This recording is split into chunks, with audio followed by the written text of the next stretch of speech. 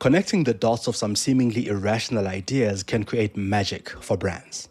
In this episode, I talk to the Vice Chairman of Ogilvy UK, Rory Sutherland, who's the author of several books including Alchemy, The Surprising Power of Ideas That Don't Make Sense. He shares how behavioral science can help marketers and agencies to reframe the questions they ask about customers. My argument is very simply that data tells you the what, but you need behavioural science to tell you the why. And without the why, the what is actually, sometimes not very valuable and sometimes downright dangerous, in fact. We also talk about how agencies and brands can transform how they think about brand problems. And that's what I mean about, that everywhere you have a consumer interaction, whether it's in advertising or in customer service or experience, there's the opportunity for that kind of just astonishing magic. Please share and subscribe to The Lead Creative wherever you get your podcasts. It helps us to bring you amazing guests, share their insights, and spread the word. Enjoy the show. Welcome to the Lead Creative Podcast, where we talk to creative industry leaders, influencers, and brands. We discuss the strategies that influence brand thinking and shape industries. Thought leaders and heads of agencies let us in on some of their thinking and insights. I'm your host, Mongezi Mtati. Enjoy the show, and please share and subscribe. Rory, thank you very much for making the time to talk to us between your travels. You've been doing these things quite a lot. I've been seeing you on LinkedIn of late, communicating quite a lot, keeping people informed about what you're doing. How are things going for you? Yes, I think it will always be a struggle. It will always be difficult just to get people to accept what I'm not suggesting. Occasionally people sort of say, "Are you, opposed to rationality?" No, I'm not. Okay, fairly obviously there are many good things. Nearly all of engineering, perhaps 30% of medicine, not 100% of medicine, medical science by any means, which we can largely attribute to rational, incremental, sequential progress. What I'm saying, and it will always be a difficult message, is that that's fine and good and dandy, but we have to leave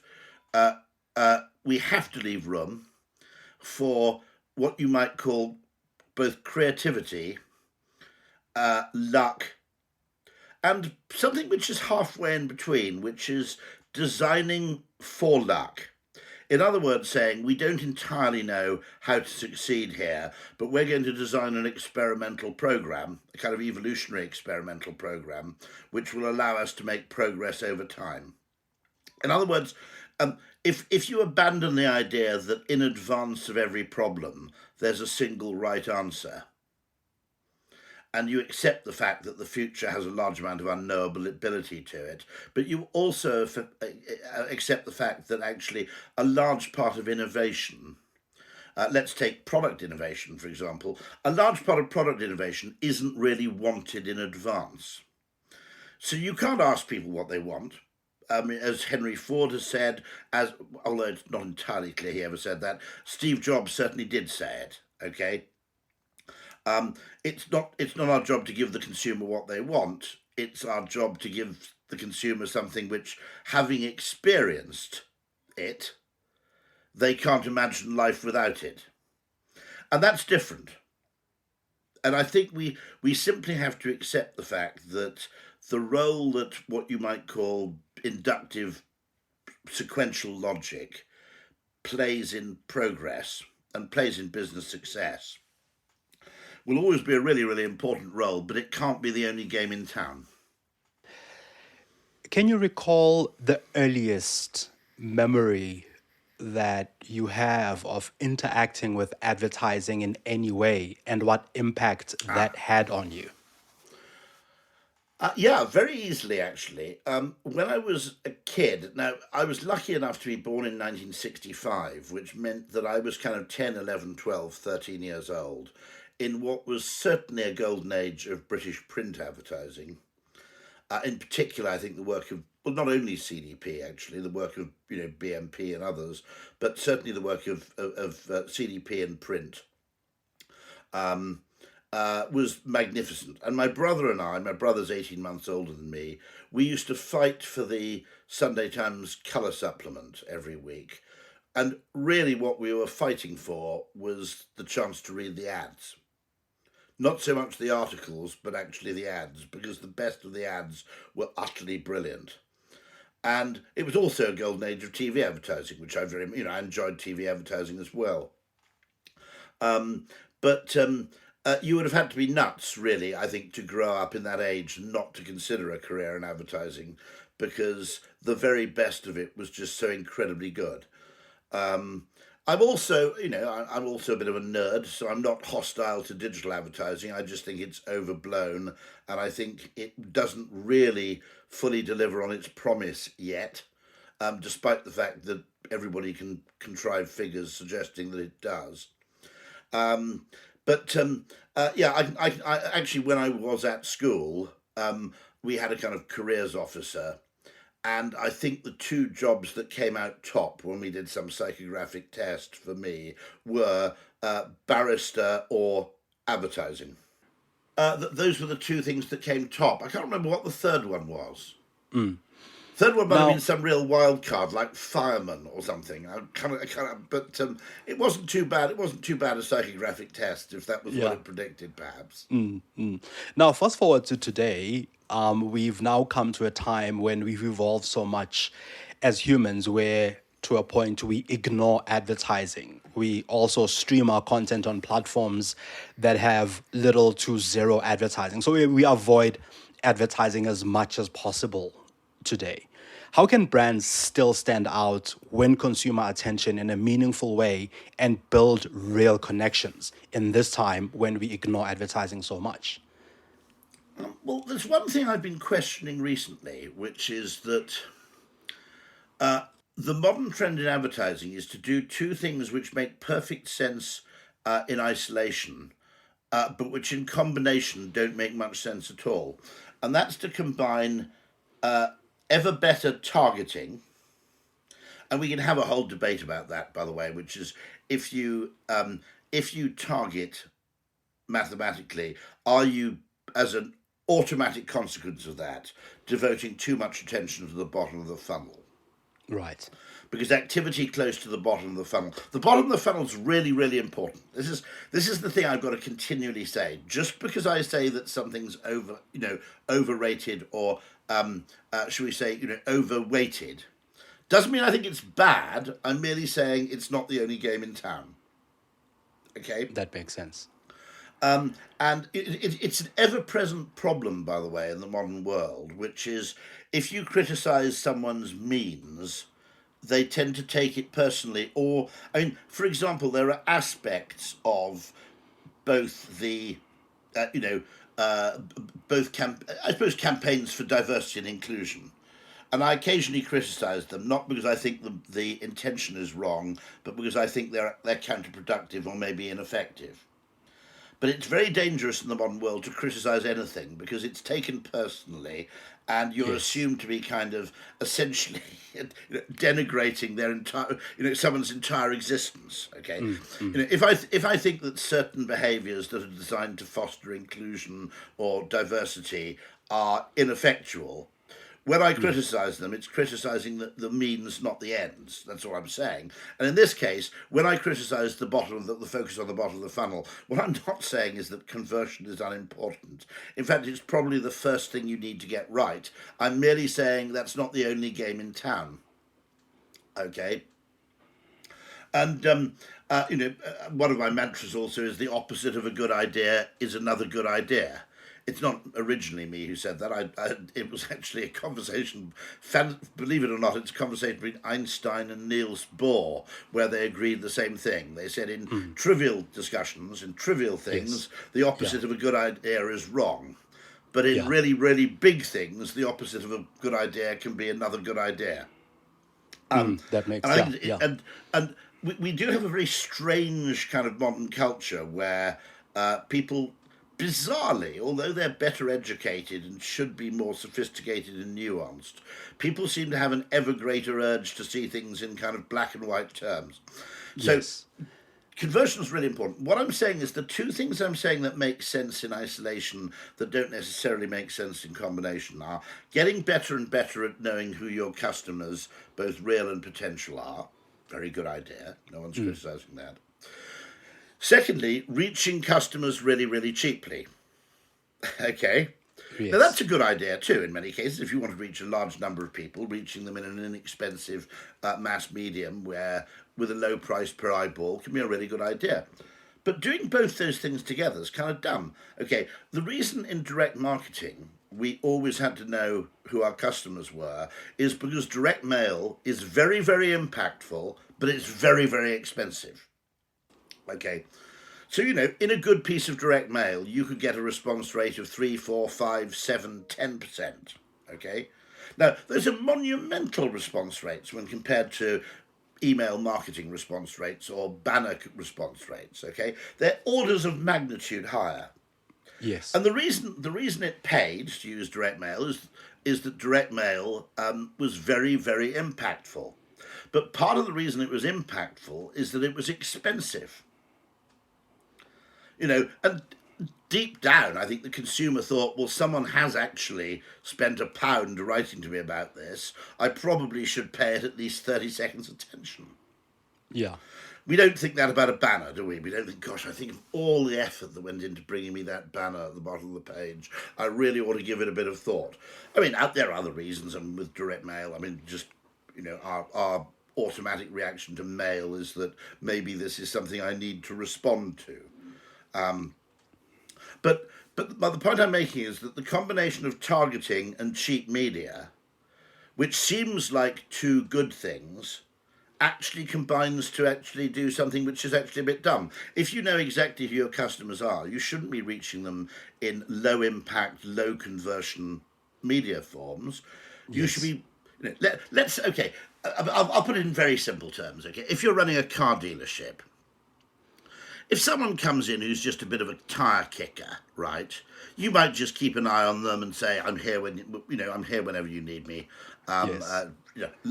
Lovely car, the new Lexus, so lovely car. If you want to talk to me about finance or anything else, just come and have a word. But if someone comes in and says, "I'm really interested in buying the new Lexus or Audi or whatever it is," okay, you don't just go, "Yeah, well, I'm here when you need me," okay. You say, right, okay, let's talk. Would you like a test drive? Now, test drive is really expensive, okay? It's okay if you factor in your time sitting in the passenger seat and, you'd probably have to put a reasonable price of £50, £100 on a test drive. But it's worth it because there's a 25% chance of selling that car, okay? You wouldn't offer a test drive to some random kid who walked in off the streets, necessarily, okay? Or you wouldn't be eager to. And so there's a fundamental rule of communication that seems to be broken. It's okay, nobody would invite someone to their wedding by email. Well, I don't know, maybe someone like Zuckerberg or some geek would. But, you put it in the post. If you really want to get someone's attention, you send it by FedEx or UPS. Okay? And there's a fundamentally broken rule here, which is, the closer I get to, to purchase, the more you spend money on me. Yes. In a sense. And, maybe that's an instinctive thing we understand. But this weird business of using digital means and data to identify your customers ever more tightly, and then using digital media to reach them, okay? Two totally sensible things in isolation. The combination, to me, seems to be inherently contradictory or self-defeating. Yeah. There's something else that you talk about, which I'd like us to unpack here, coming back to this idea of knowing your customer and knowing your customer well, because one of the things that we tend to refer back to, and I would say I'm guilty of this because I work more in the digital marketing space, is data. Data and analytics, which in a way says we know our customer better. And you argue that sometimes we don't use that effectively. So, let me give an example of this, okay, which is just one of my kind of anecdotes, which is, this is, by the way, I love data, and also, I'll also say something. This is again, I'm being kind of contradictory. behavioural data, what people actually buy, in a sense, contains much more truth and information of value than what people claim to buy or what people claim to do. Okay, because we don't fully understand our own, if you like, instinctive drivers as humans. So what we will do when asked, why did you do this or will you do this, our actual response is actually not an accurate response. We may be just trying to look polite, trying to look rational, trying to look sensible. But when we actually buy something, there's a truth contained in that, which is we actually sacrificed real money in exchange for that thing. If we then buy that thing repeatedly, there's a really valuable bit of information in there, which is I might be onto a successful product, which once experienced creates a natural convert. Okay, so totally keen on data. However, this is why I think data plus behavioural science is so important, because data provides the what, but it doesn't really provide the why. Yeah. Okay? And actually, you can get the why very, very wrong if you're not careful. Because really robust, good, reliable, fantastic data, okay, will tell you a story. Well, actually, but the story it tells depends on the interpretation, and the interpretation probably depends on something psychological.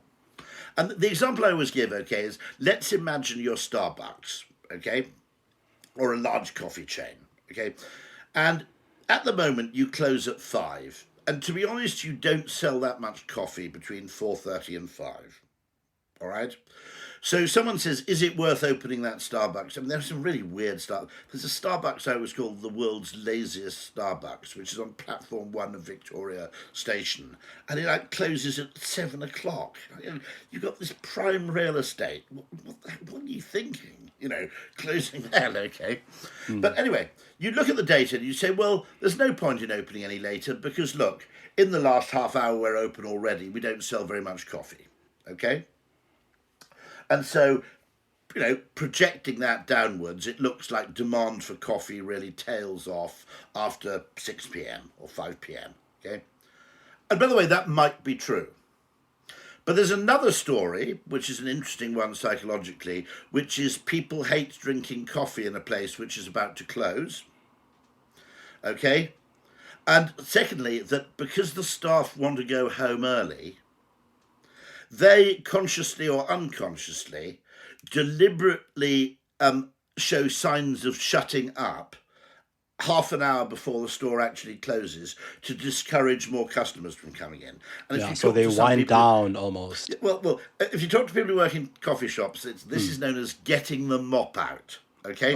And you get the mop out because you want to basically knock off as soon after closing time as you possibly can. The last thing you want is people coming in the last 2 minutes, because then you'll have to remop the floor, you'll have to wipe down the nozzle on the espresso machine, you'll have to clean the toilets again, okay, right? So what you try and do is create very few customers in the last half hour, and you get the ones you have to bugger off. And basically, someone who worked in a coffee shop said it's called getting the mop out. You can get the mop out. That basically stops anyone else coming in and basically says to your existing customers, okay, piss off now, right? But they said all you have to do effectively is say, you put one chair upside down on top of a table or upside down on top of another chair, and nobody comes in. The second you do that. Now, so it may be that actually if you did open that coffee shop till 10 and you paid the staff to stay till 10, you'd actually do a thriving business until 9:30. Or if you wanted to, you could say, look, we'll pay you until 10:30 for your cleaning up. But the deal is, guys, okay, you don't do any mopping, okay, until the store's actually closed.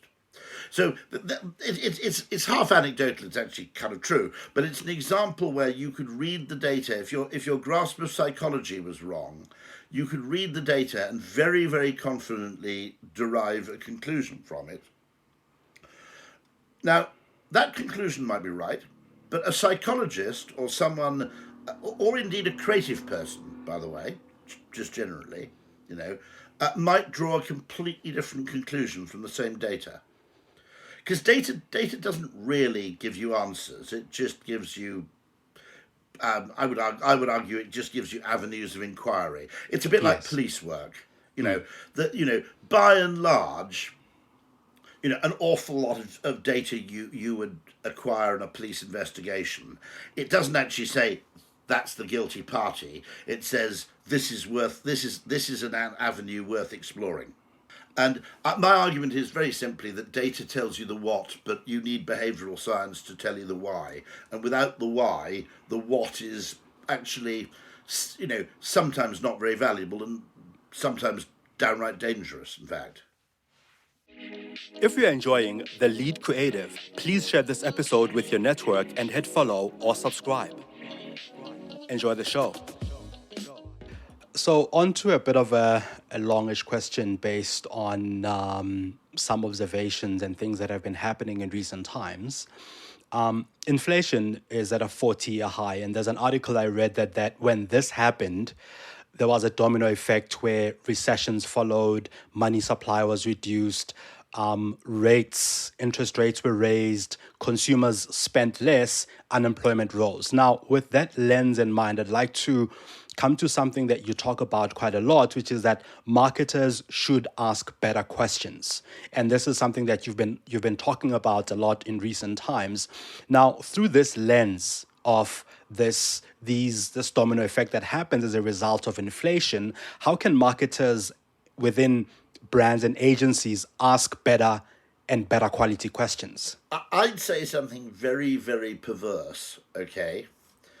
Which is that we've actually been having absolutely massive inflation for the last 10 years, 15 years, 20 years.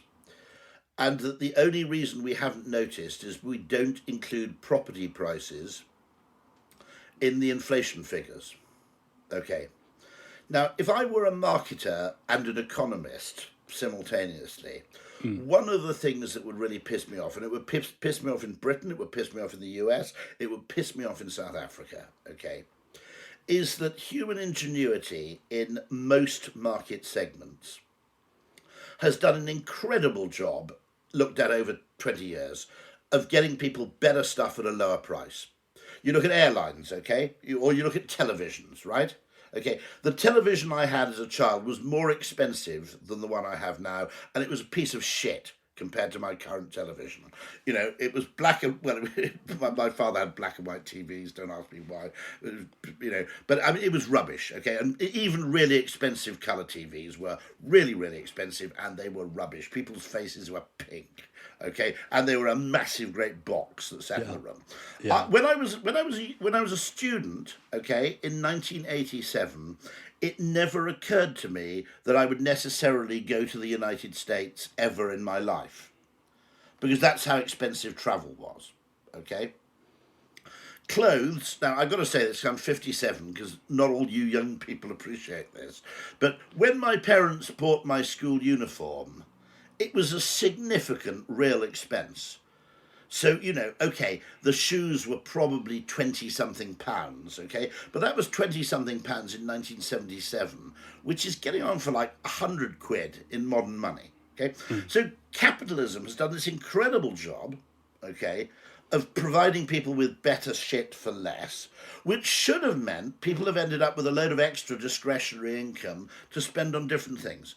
Instead, rising property prices, which is just a Ponzi scheme benefiting the elderly, have mopped up nearly all of those gains. So I think there was huge inflation. It just happened to be property inflation, and it didn't appear in the figures. And if I look at my current, when I moved to London, okay, I couldn't have afforded to fly. I first flew to the United States because my brother lived there in 1994, and I could only just afford to do it. Okay, again, in 1988, it didn't occur to me when I was working that I'd ever go. All right, I didn't assume that I'd ever go. But actually, my rent wasn't that big a part of my earnings. Now, if I look at my current younger staff, once they've paid tax, of the money that's left over, at least 50% goes in accommodation and transport costs. This is true. Now, so one of the questions I ask, okay, is how do we get, okay, so we talk about flexible working. One of the things I've said is, look, if I'm Unilever, right, okay, if I'm, Mondelez, okay, if I'm P&G, right, if I'm Samsung, I'm in favour of anything which gives consumers more discretionary income. And if by working from home some of the time they have fewer commuting costs, or if they move slightly further away from their place of work so they can afford cheaper accommodation, which means their mortgage costs go down, that's more money going back into the productive economy. Now, because economists treat the property market like it's any other market, and they just go rising property prices, it's supply and demand plus consumer preference. Property isn't consumer preference. You don't have any choice about having somewhere to live, okay? Well, I mean, I suppose you could buy a motorhome. That would be. I mean, my father actually debated that. He said, "Look, if London property prices continue to rise, the best thing you can do is just buy an American motorhome and find a guy with a garage and go and park it in London, or a houseboat would be the other solution." But I mean, you don't have any choice but to have a place to live. So you had this awful thing, which was a speculative kind of boom market, which was all about kind of what you might call exchange value or investment value, dominated the pricing of property so that its use value, became ludicrous. Okay. Yeah. And so there's a bit of me which goes, if this causes a property price crash, okay, it'll be painful at first. It'll be disproportionately painful for people who've only recently bought property. Maybe we'll see buy-to-let landlords giving up and actually putting their properties on the market, which will further depress prices. But I would argue that this failure to solve the property, the cost of that basic, I mean. What's weird, okay, is that when property prices went up, the news would report it as a good news story. Nobody reports rising bread prices as a good story because it's great news to people who've just bought a loaf of bread. Okay? Yeah. Yeah. And so a bit of me, if I looked at the wider picture, the thing that would really piss me off, if I were anybody working in what you might call consumer capitalism, is that all these gains by making things cheaper and better have just been sucked up by a combination of property owners and financial lenders, effectively getting people into deeper and deeper debt. That it hasn't really, the gratitude we should be getting. When I look at, I'll give you an example. If you, and by the way, I think people your age will be much, much angrier about this, but you don't know what it used to be like. Okay. Yes, we don't have reference of a different time. You think this shit's always been this shit. No, it hasn't always been this shit. It genuinely hasn't always been this bad. And, I look at it and I go, okay, everything, meals out, everything was more expensive and worse, okay, 30 years ago. You've got to be my age to see that kind of chronological comparison. And so you have, actually, people keep talking about failures of capitalism, okay? Actually, sorry guys, but it's done a cracking job, okay? One of my favourite brands, okay? Let me give you a very simple story. Do you have TK Maxx in South Africa? TK Maxx. It's TJ Maxx in the United States, okay. But it's basically sort of unsold, quite often, designer clothes. Sold at a massive discount. This probably, this will still be the case in South Africa, but in the UK, when I was a kid, you could basically tell how rich people were by their clothes, okay? And, I occasionally say that TK Maxx, and actually ASOS and, everybody has a real go at fast fashion. But let me tell you, compared to basically your clothes telling everybody how rich you were, fast fashion's great. Because everybody with a bit of disposable income, a bit of creativity, and a bit of effort, if they want to, can look pretty good. Okay, trust me. Okay, when I was at school in my state primary school in about 1969, 70. Okay, the poorest kids had really ill-fitting clothes because they were handed down from, they were second-hand handed down from older brothers, and they actually stank a bit, right? I mean, I'm saying this just because nobody your age realises this. And so in many ways, over the time frame I'm choosing, you've got to say that actually consumer capitalism has done exactly the job it's supposed to do, which is get people more and more opportunities to do worthwhile things at a lower cost. Or if they Right. want to, a higher cost. Some people just, like to spend more on certain things. That's fine too. But the property market has effectively destroyed all of the progress. And so I kept saying to these, people, look, when you talk about flexible working, you're always talking about, will my staff be 5% less productive? And my argument is, look, if your consumers have 10% more disposable income, maybe that's the more important thing, and you should be supporting this. Because if you look at it in the wider context, anything that frees people up from the depredations of their landlord and Transport for London is basically good news for you guys. Would you then, with that in mind, would you then argue that at times we look at the squeeze that the consumer's facing because of things like a recession, like inflation, in a as a almost in isolation to what the bigger picture could actually tell us about the customer? Rising prices affect very different people very differently. And if you're, South Africa is pretty rich by African standards, okay? But even so, there will be a lot of people in South Africa who don't have much discretionary income. One of the things I think you've seen is that it hasn't been, at this time, in the UK at least, it hasn't been accompanied by high unemployment. Quite the opposite, actually. Yes. Okay, that's one good bit of news. Generally, in the UK, even if someone does lose their job, the double income family tends to actually, provide a certain cushion. But the third cushion, now bear in mind here, okay, I'm not talking about the poorest, let's say 25% of people, okay, maybe even 30% of people. But for other people, there was already quite a lot of discretionary spending. Quite a lot of people can effectively have elements of consumer expenditure where you can basically do less of one thing and more of another, the other thing being cheaper.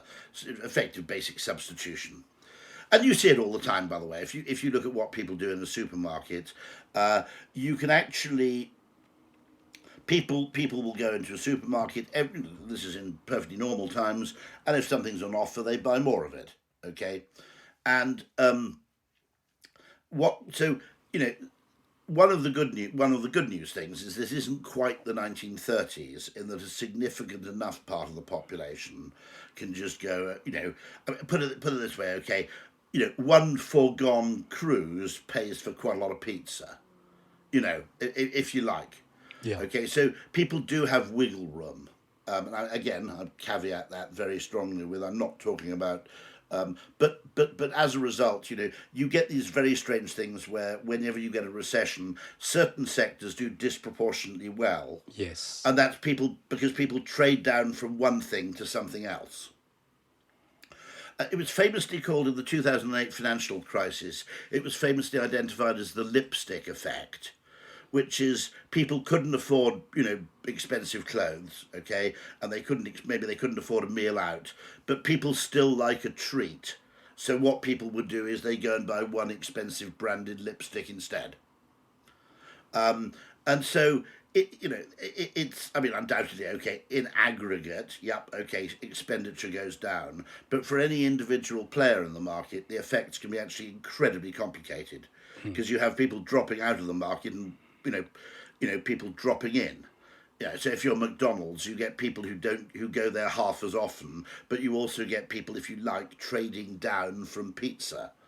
So it's very. There's a great phrase of Mark Ritson's, which is the average is the enemy of the marketer, and so it's very, very mistaken, I think, to say there's this kind of average consumer who's like right in the middle of everything, and we'll look at the average consumer and we'll make that the story for all consumers. Right. Because it's a much more complex system than that, particularly now. In your book, Alchemy, you argue that intangible factors like stories and emotions can be profound on our perceptions and behavior as human beings. How can companies harness the power of these intangible factors in their marketing and product development? I think the first lesson is you've just got to accept that kind of magic is possible. Engineering, economics, and economics is really an artificial branch of engineering, okay, tend to assume proportionality. And when you assume proportionality, you assume trade-offs, okay? In order to charge more for this, we have to spend more on that, okay? Now, the point I make about marketing is that every now and then you can produce something with marketing which is really, I suppose, exploiting a psychological effect or a psychological asymmetry of perception, which is pretty much akin to magic. Okay? You know, you can invent a word, you can describe something differently, and the emotional response can be totally different. I'll give you an example of this, okay? It's just a silly story, but I quite often like to talk to small businesses, and it's the example I give, okay? Which is, let's imagine you're running a dry cleaning shop, okay? Now, the one question is, what time do we close? The second question, which I think is just as important, is how do we close? Okay? And the example I always give is, and funnily enough, a very large retail chain in the UK used to officially close at 5, but they really closed at 5:05 because they said if someone was running 2 minutes late for the store and found someone locking the door, they get really upset and annoyed. Okay, so you're closing your dry cleaners. One way is to just lock the door, and when someone comes and tries the door, just wave them away and say, sorry, we're closed. Or you allow someone into the store and you say, I'm sorry, you can't collect your thing because we're closed. We've just shut up the till. Now, in that case, which happened to me, by the way, in my local town about 5 years ago, okay, the consumer does not interpret that information as, oh, I see the store was closed, I must remember to go more earlier next time. They see it as an insult, okay? You know, now the alternative is to lock the door, leave the door marked open, and between 4:55 and 5:05, stand right next to the door. If anybody tries the door, they'll find it locked, but you make a really big show of unlocking the door and saying, we were closed actually, but if you need to come in, why didn't you come in now? They'll perceive that as a massive piece of flattery. Now, in the former case, there was a dry cleaner which did that to me in my local, I won't name them, I think that'd be disproportionate, okay. I haven't used that dry cleaner for 6 years or 7 years, ever since. Because it just annoyed me so much, I basically went, well, F you then. Because, you know, I'd only missed the damn thing by 1 minute. The guy was still in the shop. It just really pissed me off because it meant I had to, you know, make an entirely separate trip for the sake of 1 minute of his time. And so the point about psychology and the point about creativity is that creative people, the reason creative people are annoying, okay, right, is that they don't have a sense of proportion. They get obsessed about trivial things like, you know, punctuation and, you know, certain phrasings and the size of the logo. And they, you know, they don't seem to care about the things which are really important. In a way, creative people are like that because they're right to be like that. Because when you're dealing with a complex system, complex systems don't have a psychology and human behaviour being an obvious example. They don't have a sense of proportion either. They have butterfly effects all over the place, where, you know, a tiny change in phrasing. Oh, let me give you a beautiful example, which I was sharing with a Dorchester Collection hotel group, but I think it's perfect. And it's from a restaurant in, I think, Saint-Emilion in France. And I've never been able to find a photograph of it, but it's beautiful, okay? Now, this place is something like a bit of a Michelin 1-star, you know, gaff. It's French, so it's probably a bit up itself. But it does, you know, it does really, really good food, and it wants to create this kind of posh, you know, urbane, sophisticated atmosphere, not unreasonably, okay? And they don't want people using mobile phones at the table. Now, what do you do? Okay, now 99.99% of people would put up a sign saying, please turn off your mobile phone, or mobile phone use is discouraged, or whatever. Okay? Yes. Well, if you're paying, you know, I don't know, €100 for a meal, it's a bit annoying to be bossed around like that, right? You know. Here's what they did, which I think is absolutely beautiful, okay? As you walked into the restaurant, there was a notice which was ostensibly targeted at people leaving the restaurant. And it simply, but you couldn't help but see it. And it said, please remember to turn your phone back on when leaving the restaurant. Now, it's implying there a social norm that people at our sophisticated restaurant turn off our mobile phones, because who wouldn't? This is a sophisticated place, okay? Yes. So it's implying that it would be slightly a bit of a social gaffe to have your phone ring during the meal, and that all our customers voluntarily turn off their phones, and you probably should join them. Okay, but it's positioned as a helpful reminder, not as an annoying instruction. And that's what I mean about, that everywhere you have a consumer interaction, whether it's in advertising or in customer service or experience, there's the opportunity for that kind of just astonishing magic. In other words, if you get people, if A is better than B, okay, right? 99.9% of people try and improve B. The creative person says, if we get people to look at A and focus on A, they won't notice B at all. So you don't have to improve it. Okay? Yes, yeah, yes. And so funny enough, that's exactly what magicians use. It's called misdirection. It's not really misdirection. It's just that the human brain will always notice something at the expense of something else. That's how magicians do sleight of hand card tricks. I've got a friend who's a kind of brilliant amateur magician. And he said, I can vape anywhere. I can vape on planes. I can vape in restaurants, because I just know the magician's tricks of getting nobody to notice that I'm vaping. I don't know how you do it. You wave one hand around while you're doing it, and everybody's looking at your hand, and so nobody notices that you're actually having a quick toke. But advertising can do that. It simply says, get people to focus on the positive. They'll worry less about the negative, to a point where it doesn't even matter. Yes. Now, obviously, not every problem can be solved like that. If you have something which is fast but dangerous, that isn't satisfactory, okay? If the negative is actually bad, but if the negative is a psychological... We were talking about this, actually, a beautiful one. I was talking to someone who runs an accident and emergency department in a major hospital in London. And one of the interesting things is, people really hate the wait. But one of the most successful tricks is that after people have been waiting for half an hour, you get someone to see them and say, well, based on your symptoms, can you come and wait in this room over here? Now, the very fact they're moving from the one room to the other room feels like progress, and the likelihood that those people will lose their temper or feel insulted or ignored massively is reduced, even though in reality all that's happened is you just moved them from one place to another place. EY, I think it's EY, is it KPMG? I think it might be EY in London, has this brilliant system with its reception where you come into the ground floor reception and they say, yes, we've been expecting you, Mr. Sutherland. Okay, why don't you come upstairs and wait in our lounge reception upstairs? And so you go up a flight of stairs, and there's slightly nicer sofas, and there's an espresso machine and a few newspapers, okay. Now, when I went to visit someone there, they were actually half an hour late. Now, if I'd been left waiting at the first port of call, the downstairs reception, after about 25 minutes, I would have been slightly, for fuck's sake, this is a bit rude, I'm sitting here, they're kind of dispatch riders coming in, and, I'm being treated like, and, I would think this is I would officially say this is a waste of time, and I would think that's why I was annoyed. In fact, deep down, my kind of inner lizard brain would be feeling offended.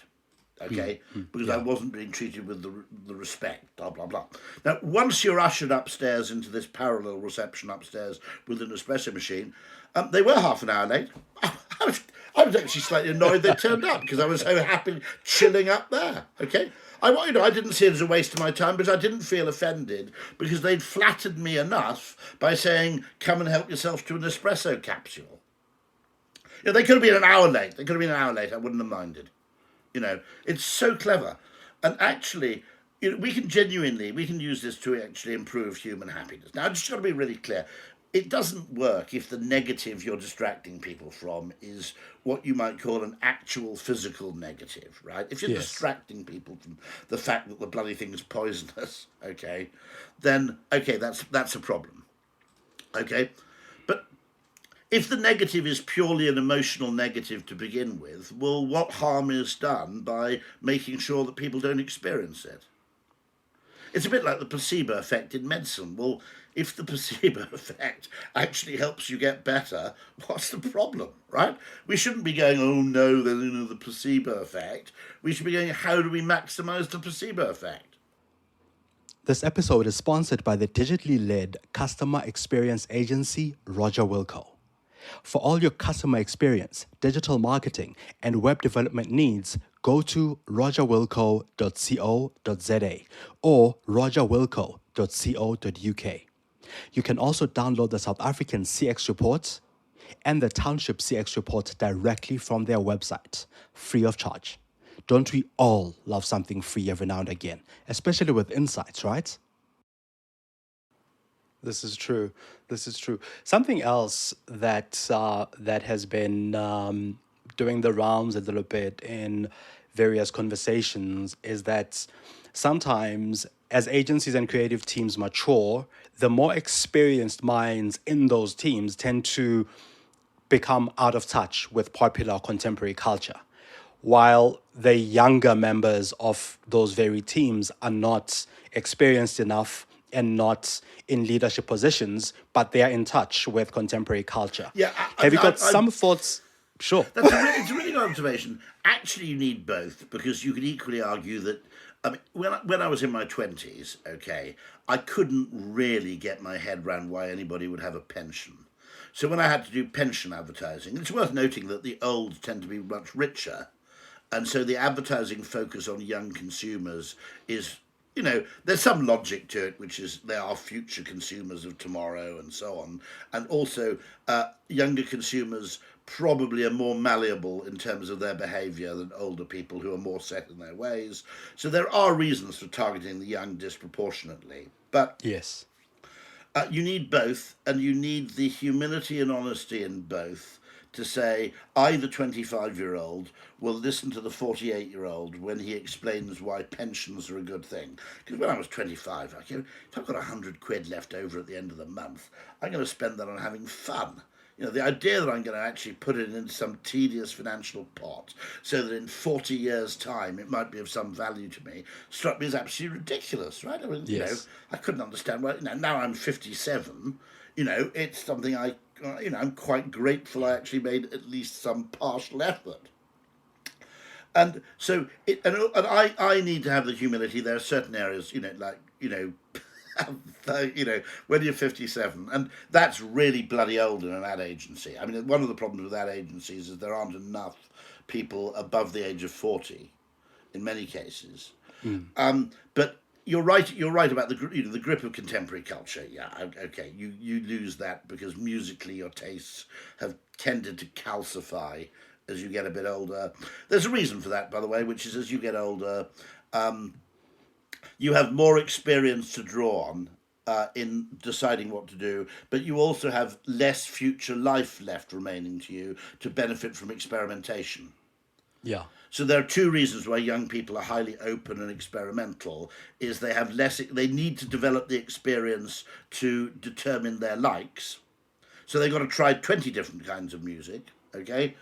And because they don't yet know what they like. And also, there's a big payoff if they discover a form of music they really like, which is they've got, maybe, let's hope, 60 years of remaining lifetime in which to enjoy it. Whereas, in my case, I've listened to a lot of music, I tend to know what I like, and I've only got, 20 years left to listen to anything new in any case.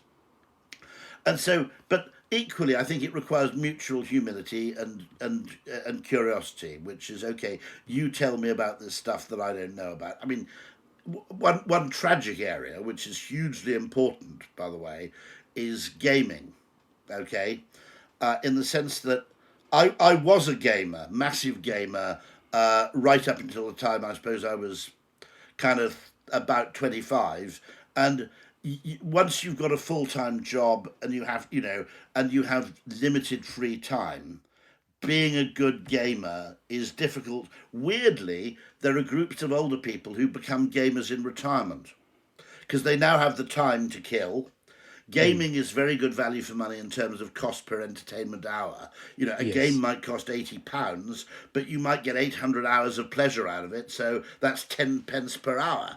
Okay, it's cheap fun. Okay, even though it looks expensive per, you know, one of the things I always get really cross about is when, you know, posh people go, oh, these people claim to be poor, but look, they've all got expensive televisions.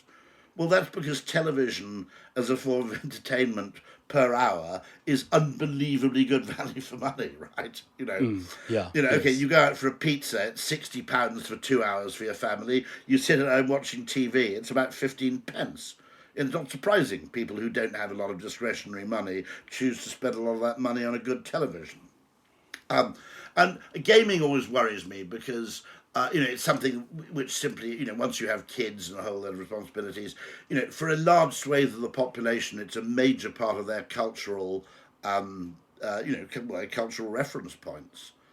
And, my daughter, who's a bit of a gamer, will suddenly, will refer to different genres of game or blah, blah, blah, blah, blah. And I realise this is tragically, and I try to make nothing a closed book to me, but in this case, this really is a closed book. And then by the time I get back into gaming, I'll have retired, so any chance to exert influence will have gone. That's definitely one. That's a case where, I found it comical, didn't you, that people were looking at, say, the metaverse, okay? And I looked at this vision of the metaverse, which was like clunky avatars with no legs, sort of making ill-coordinated kind of gestures to each other. I thought, compared to any kind of multiplayer online game, the graphics were just infantile. Just ridiculous. And also not very accessible to many people as well, right? Again, it was one of those kinds of things. You've written about the limitations of data-driven decision-making, and you've spoken about it a bit earlier when you started the conversations. And in your writing, you debate that sometimes irrational factors like gut instinct and intuition can be more effective. Can you share an example or two of when you relied on intuition and it paid off in your work? Funny enough, there was a story I always tell about how when I relied on creativity, which is about 4 years ago, the worst thing that anybody who does public speaking can imagine happens. Okay, and this is when I was grateful that I was creative and understood that the opposite of a good idea can be another good idea. So I'm about to go on stage. Now, before you go on stage, if you're a public speaker, about 50% of people, maybe more, have to go and have a piss about 5 minutes before they go on stage. No, God knows what the kind of psychological, or actually it's kind of endocrinological, I suppose it's probably psychoendocrinology as the field or something like that, okay. God knows what the cause is, but you're just not comfortable going up on stage unless you've had a pee in the last 5 to 10 minutes. You go and have a pee, okay, go out to the wash basins and turn on the taps. And it's one of these wash basins where if you turn on the taps full blast, water goes straight into your groin, okay? Yes. And I'm wearing light-coloured trousers, and I've got this massive soaking patch on the front of my trousers. Yes. And you've just got to go on stage, and you go, this is going to be hopeless, because no one will listen to a word I've said, because they're all going, fuck, Sutherland pissed himself. No, another speaker referred to that as the beige pants syndrome. And by the way, that's probably something you're more frightened of that than of not knowing what to say or getting a difficult question. The beige pants syndrome, right? Yeah. Now, it so happened, I don't know what the hell I would have done in Johannesburg, okay? It so happened I was in London. And I tried very briefly using the dryer. There was absolutely no hope. And I went outside just going, I'll just have to explain this away because there's nothing I can do. And then suddenly outside, it started to rain really heavily. So I just went out and stood in the rain. So I was completely soaked, right? Okay. Now, admittedly, people were wondering, why has this guy just fallen into a swimming pool? Right? Okay. But it was better, less distracting and less embarrassing than just having moisture on the front of your pants, your beige pants, and nowhere else. So there's, what I love is there's always this opportunity for, as I said, the opposite of a good idea is another good idea. That's an example of it. You asked when an example of where I'd used. That's where I'd used creativity. You want to know where I'd used intuition. Intuition. Yeah. Quite often, There was a chess player called Capablanca, I think, who didn't know how to do it, okay? But he was always convinced there was some end game in chess, and I probably got this hopelessly wrong, but it was like two knights and a bishop against a rook and a queen or something. I can't remember, okay? And it was always declared a draw in chess, but Capablanca thought it was actually a win. He just didn't know why, for one party. And sure enough, years later, a computer proved that he was right, that actually it was 127 moves, but under these conditions, it was basically a win for the two rooks and a knight or whatever it was, okay? And so sometimes it's just knowing a lot of the use of intuition is just knowing when an area is worth exploring further. It's what I call a smell. Someone says something and you go, well, that sounds a bit totally random. You go, hold on, there's something there. Why does something here chime? I'm going to play around with this apparently stupid idea for a bit longer because it may have the makings of something. Because it's what I say is you've always got to climb, quite often, you've got to climb kind of Mount Scilly to reach the bright sunlit, uplands that lie beyond. And so a case of intuition would be just knowing, okay, when you come up with a line or there's a problem, a behavioural problem, and quite a lot of the work I do in behavioural science is I know the vague patterns. And so an example would be, I suppose it's almost partly using humour as well. I'll give you the perfect example, okay?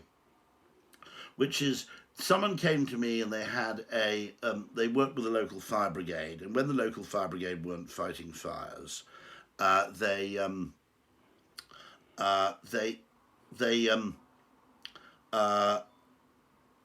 go around to, I think it was housing projects, particularly poorer housing projects in this area of the city, and they'd install smoke detectors in people's apartments for free.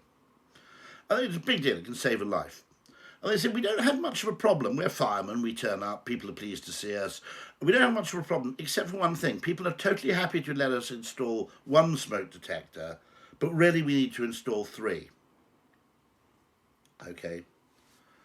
And my instinctive thing there is possibly to what I'm doing instinctively here is I'm looking for patterns in behavioural science, and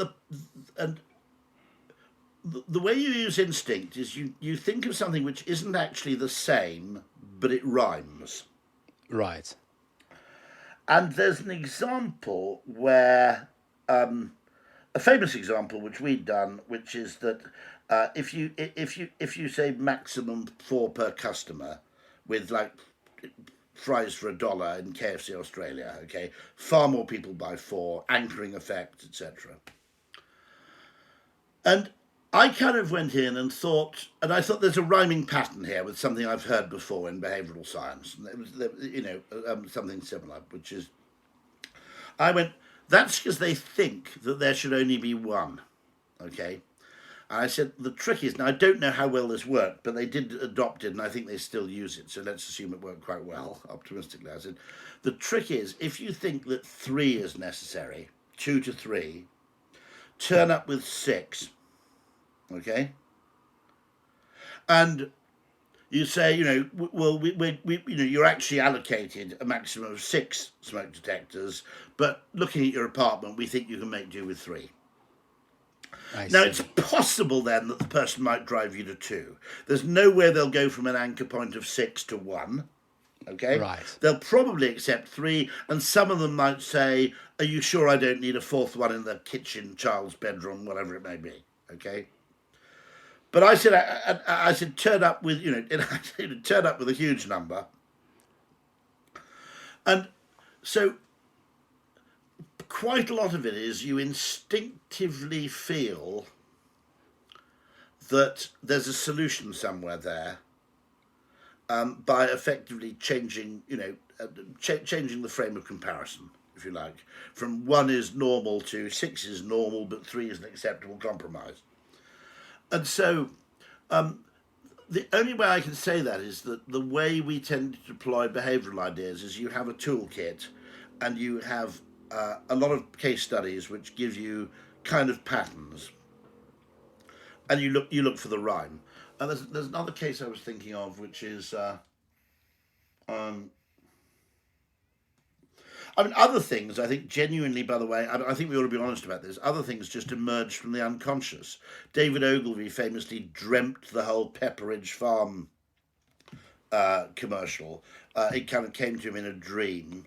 Um, uh, Quite a lot of really good ideas, you have no idea where they came from. And the really important thing is that what makes creative people different is everybody else is trying to have a process which is sequential. Okay? They're trying to pre-rationalize the solutions. And creative people accept, okay, that actually the best work doesn't work that way. It does sometimes. I mean, occasionally I've had cases where you produce a very good bit of work and it's entirely a piece of sequential logic. Okay, there generally that's because a good creative leap or a good insight has happened somewhere else in the process upstream. Yes, yes, yes. Okay, someone else has had a good idea before you've had to work on it. Okay, and sometimes the big creative idea is a planning idea. Okay. A great example is in the UK, Sainsbury's had these financial targets of growing the business by X billion over Y years, and there was a young planner at Abbott Mead Vickers who said, if you divide that financial growth target by the number of shopper visits, that's equivalent to every single shopper spending an additional £1.25 every time they visit the store. And so they did a campaign which was try something new today. In other words, when you make spaghetti bolognese, try buying some. I'm guessing here. I'm not really a chef. Okay, try buying some herbs to mix in. Okay, Yes, that's yes. your extra quid. But everybody else wants to get there sequentially, and the creative person basically knows that actually the way it actually works is you get 5 steps forward and then you retrace. So actually, the way it works is the best ideas arrive as a kind of flash of inspiration and then you can post-rationalize them. And most people go, I can't do that because post-rationalization is cheating. And creative people go, no, I'll do that every time because post-rationalization there are 20 good ideas you can post-rationalize for every good idea you can pre-rationalize. And that's, by the way, my point. The solution space, once you free yourself from the need to actually arrive at a solution through logical steps, once you free yourself from that constraint, the world becomes messier, but the solution space becomes 20 times bigger. Right.